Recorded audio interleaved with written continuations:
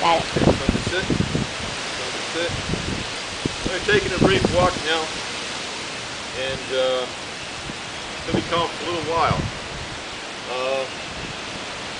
Good boy. Good boy. I'm going to talk a little bit about when we're training our dog, we want to train him, not feed him. I prefer to have smaller stacks that he can devour rather quickly. I prefer longer sausage type treats such as this. I can take one of these and just give him a little, hey, sit, stay.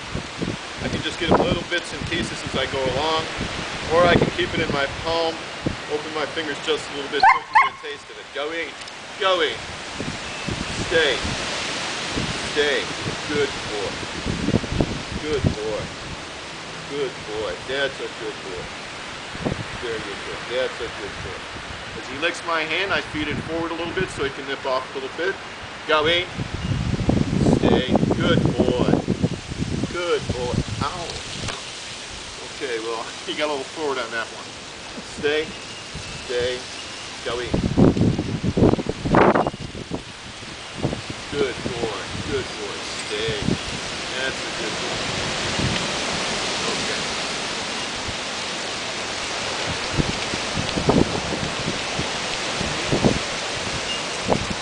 Thunder sit. Thunder sit.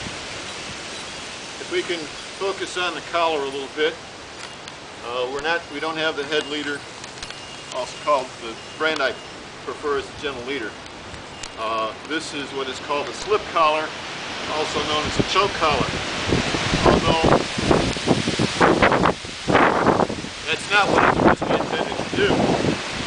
The key of correction is to break the attention of what the dog is fixated on and to redirect it to something more positive.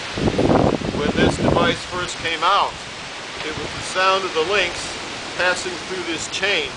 They were attempting to break the concentration of the dog, giving the handler the opportunity to redirect it. However, in reality, it's far too often used as a means of restraint, and it actually works in reverse. When you put pressure on this, you begin to choke the dog. You also trigger a pull response. So instead of bringing the dog into control, you're actually causing him to pull harder, which makes the gentle leader a far more effective tool. It comes around the neck like this, okay, and it's held tightly.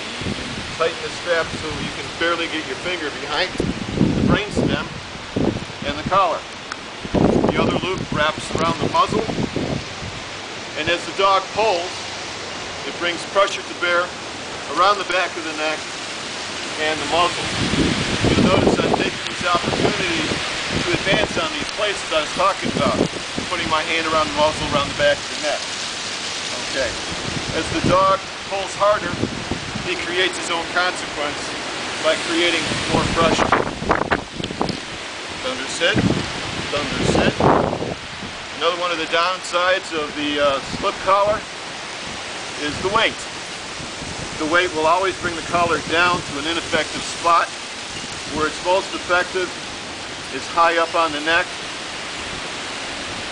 because part of your technique with this not only is the sound, but by lifting the head of the dog up. So you're grabbing his attention and redirecting it.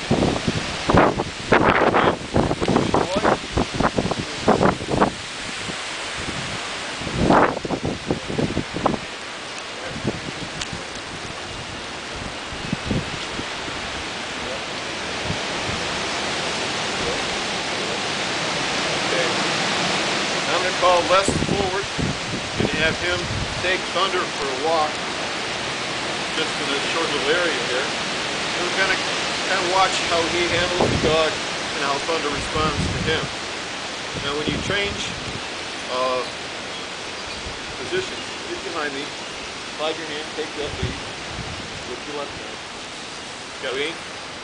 Okay, here we go. Alright, now if you can make him feel.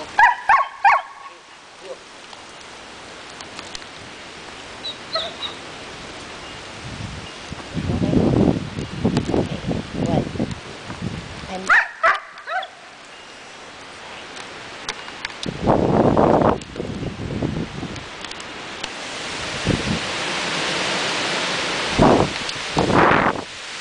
now you'll notice that he has a far looser grip on the lead than I do.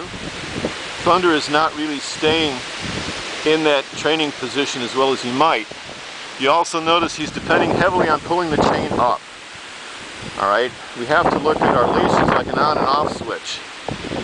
We need to give the dog as many opportunities to obey as possible, and when we have that chain tight, pulled up, that's the off position. He can't move forward, he can't obey, we're not giving him the opportunity. So that pulling up on the lead must be short and brief. That's a little bit better, but his focus, Thunder's focus, is still more on me. It's not on the handle where it should be. Another thing that is not happening here is he's not using his verbal corrections. He's relying strictly on the lead,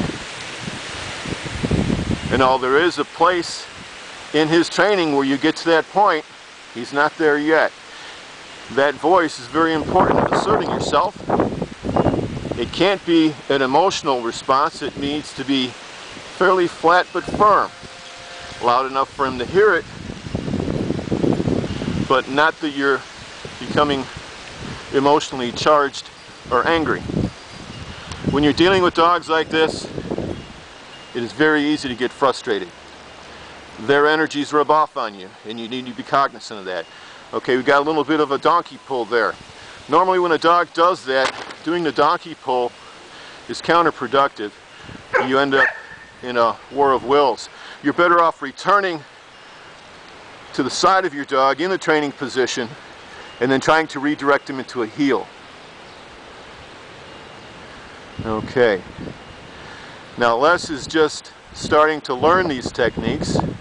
I'm only critiquing this. It's a process. It takes time.